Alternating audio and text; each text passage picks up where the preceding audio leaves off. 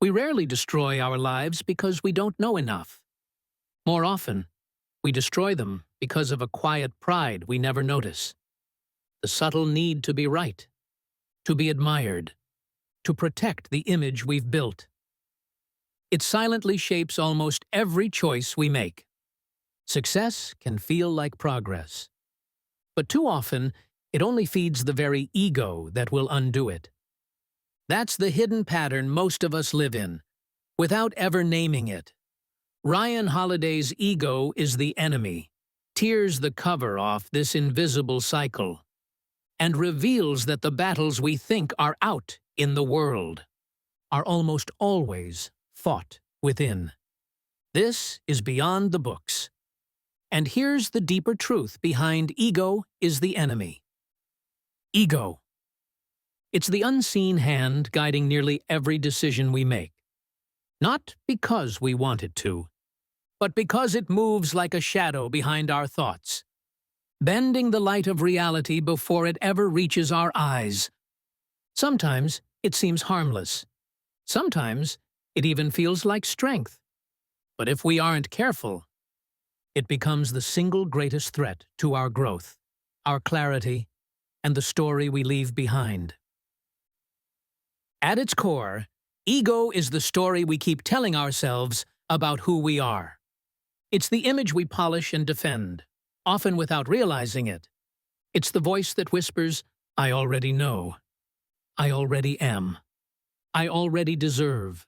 Follow that voice too long, and it quietly leads you into the same traps that have humbled brilliant minds for centuries. Think of ego as a shield. It feels like it's protecting you, but what it really does is block anything new from getting through. Opportunities try to enter. Lessons try to reach you. Feedback knocks at the door, and ego answers with silence. You think you're defending your dignity? But you're really building a private prison. Most people aren't trapped by the opinions of others. They're trapped by the version of themselves they're afraid to question. Ego thrives in 3 moments of life: when we're aspiring, when we've succeeded, and when we've failed. Different seasons. Same enemy. Imagine an aspiring artist. They're hungry, full of ideas, scrolling through the work of others late at night, feeling like their time is coming. At first, ego whispers, "You're special, you're different, you're destined." It feels like courage, like motivation, like the fuel they've been waiting for. But here's the hidden cost. When you believe you're already exceptional, you quietly start avoiding the work that would actually make you exceptional. Instead of practicing, you perform. Instead of learning, you chase applause. You start checking likes more than checking progress. And slowly, your focus drifts from mastery to performance. The moment you start chasing proof that you're special, you stop doing the work that could actually make you special. This is ego's first pattern. It replaces reality with image. When your self-image becomes more important than your self-improvement, growth halts. It's like planting a seed, and instead of watering it, you polish the pot, hoping someone notices. Then comes the second battlefield: success. The moment we achieve something meaningful, ego changes its disguise. The whisper becomes, "See? You were right all along. You've arrived." That's when the decay begins. History leaves the warnings everywhere. The general who wins a great battle, then underestimates the next. The entrepreneur whose first company soars, then ignores every critical voice on the second. The writer whose debut book sells, then stops reading, stops learning. Because now, the name feels like enough. Why does this happen? Because ego turns success into entitlement. Instead of asking, "What else can I learn?" we start asking, "Why don't they recognize me more?" We move from student to defender of a throne we haven't truly secured. And here's what most people miss. Ego feeds on both praise and resistance. When someone criticizes you, ego flares up to protect your image.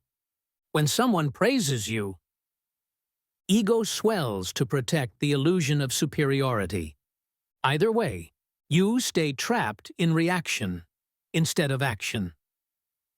If your sense of worth depends on how the world responds, the world will quietly control you. The third battlefield is failure. When life doesn't go your way, when the world seems blind to your effort, ego becomes the last armor you cling to. It whispers, "It's not your fault. They just don't get it. This is beneath you." And instead of facing reality, you retreat into blame, or bitterness, or quiet denial. But here's the deeper truth. Ego's main job is to protect your identity. Growth, on the other hand, requires identity to bend. If you can't admit you were wrong, you can't learn. If you can't let yourself look small for a moment, you can't grow big in the long run. Ego trades your future evolution for short-term protection. Zoom out, and the pattern becomes clear. Aspiration to illusion, to entitlement, to fragility, to collapse. First, ego fuels your excitement. Then it blinds you to learning. Then it demands recognition. Then it breaks at the first real test. Left unchecked, you live chasing proof of your value, while quietly avoiding the work that would actually build it. But there is another way, a different system. Humility. Not self-deprecation, not pretending to be small, but accurate self-awareness. Humility begins with a single shift. I am a work in progress. Consider Miles Davis. At the peak of his fame, he reinvented his style again and again. He risked sounding wrong. He risked alienating fans. Why? Because he valued growth over ego.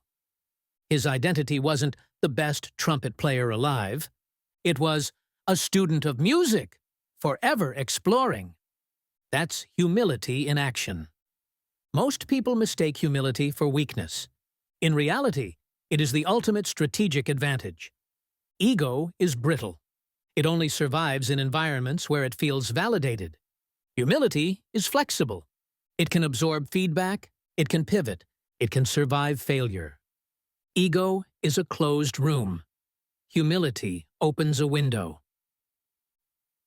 You can see ego's fingerprints everywhere. In relationships, it fights to be right instead of to understand.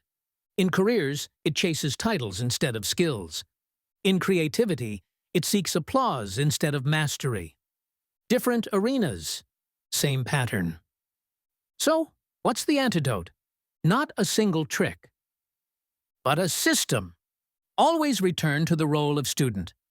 Even in success, ask, what am I missing? Detach identity from outcomes.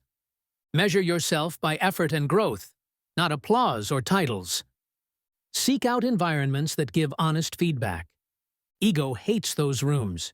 Humility thrives in them. Redefine failure as information. If your identity isn't on trial, every mistake becomes fuel for growth. Practice these, and something subtle shifts. You start hearing ego's voice without obeying it. You see its traps in others. And stop stepping into their cycles. You start living in an open system, where curiosity, adaptation, and mastery guide you, instead of the fragile need to protect an image. The goal isn't to destroy ego. It's to master it, to notice its voice, to recognize the signal. You are clinging to an illusion.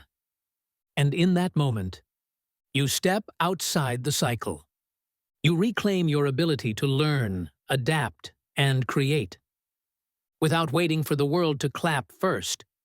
Because the truth is, the moment you stop protecting your image, you start building your reality.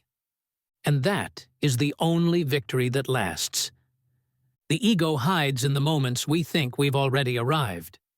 Real growth begins the second we choose humility over proving ourselves.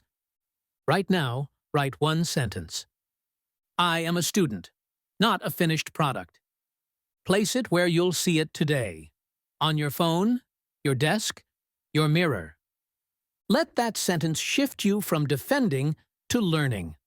Comment with the sentence you wrote. Like this video, subscribe to Beyond the Books.